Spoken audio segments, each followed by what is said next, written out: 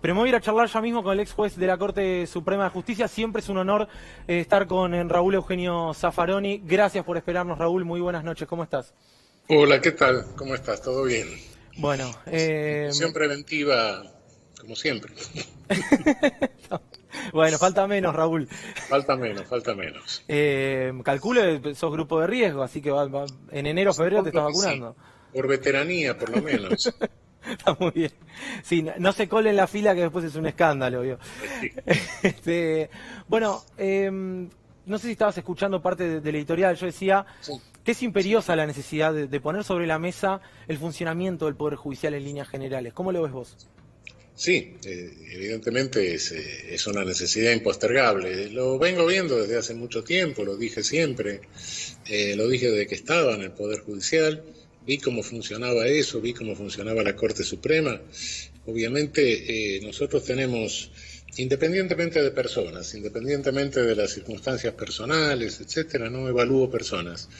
Lo que sí, institucionalmente, nosotros tenemos una institucionalización del Poder Judicial que es demencial. No la tiene ningún otro país. Primero, una concentración de poder en 3 personas que no existe en el continente. No sé, la Corte Suprema nuestra es la más chica de todo el continente. Bueno, Uruguay menos tiene una, pero bueno, la Corte uruguaya no tiene el poder que tiene la nuestra. Acá en 3 personas se deposita un poder omnímodo.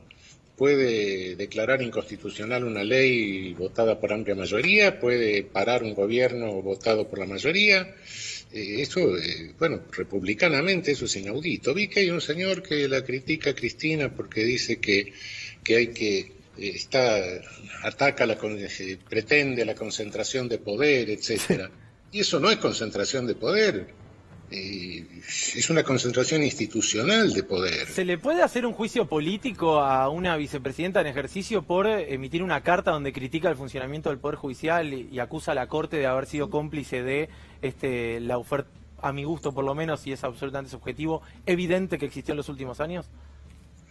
Yo creo que a la vicepresidenta y a cualquier ciudadano argentino tiene el sagrado derecho constitucional de criticar a cualquiera de los poderes. No hay poder que no se pueda criticar desde cualquier ciudadano, sea o no vicepresidente.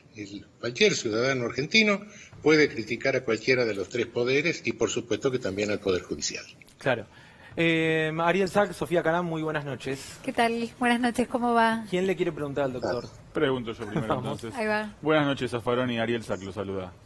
¿Qué tal, Ariel? Bien, muy bien. A ver, en su carta, la expresidenta y actual vicepresidenta de la Nación, Cristina Fernández de Kirchner, le decía a la sociedad entera que es probable que una Corte Suprema como esta en algún momento se preste a un juego de extorsión económica al gobierno de turno. Usted integró la Corte Suprema. ¿Es posible que la Corte actúe de esta manera? Es posible, es posible. Yo no estoy juzgando, no soy un augur, pero lo que decía hace un momento, insisto, estamos concentrando poder en 3 personas. Y 3 personas pueden hacer cualquier cosa. Entonces, cuidado.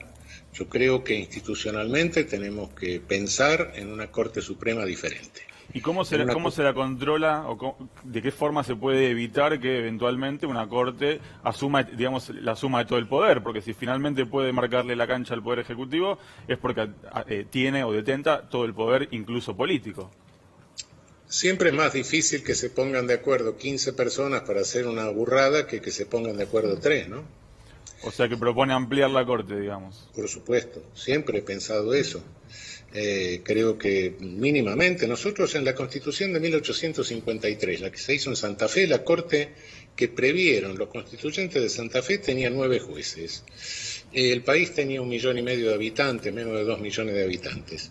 Luego eso en la reforma del 60 se sacó y quedó a criterio del Congreso. Hoy tenemos una Corte de 5 jueces con 45 millones de habitantes.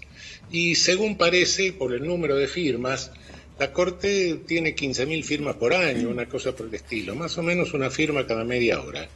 Nos damos cuenta que eso es una ficción, ¿no? Doctor, ¿qué tal? ¿Cómo le va? Buenas noches. Y la idea de este tribunal intermedio, de alguna manera, para intentar que no todos los casos lleguen al máximo tribunal, como para mejorar el servicio de justicia. Sí, vamos a explicar. Es otra posibilidad. Es decir, el problema es que nuestra Corte Suprema fue copiada originalmente de la Corte Suprema de Estados Unidos. La Corte Suprema de Estados Unidos tiene por función el control de constitucionalidad normativo de las leyes, digamos, ¿no? Por decirlo así. Es un poco más, pero en definitiva es el control de las leyes. No tiene otra función. La nuestra, conforme a la Constitución, tiene también esa función y no tiene otra. Pero a lo largo de los años, la Corte nuestra se fue haciendo cargo de otra cosa, por sí y ante sí, sin que lo diga la Constitución, primero por excepción y después la excepción se convirtió en regla. Se hizo cargo de lo que se llama la nulidad de sentencias arbitrarias. ¿Qué es una sentencia arbitraria? Nadie lo sabe muy bien. Generalmente considero que es arbitraria una sentencia cuando no me gusta o cuando perdí. Pero bueno, eso hace que la Corte hoy tenga de todas esas firmas un 99% por arbitrariedad y un 1% por inconstitucionalidad conforme a la Constitución. Para declarar la inconstitucionalidad de una ley se necesita saber derecho constitucional y además, como es un hecho muy grave, es excepcional, de modo que para que una ley se declare inconstitucional tiene que ser una grosería. Claro.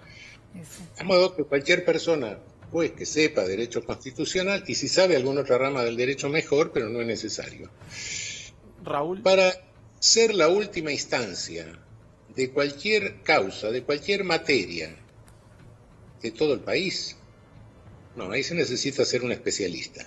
Claro. Porque es la ultimísima instancia nacional.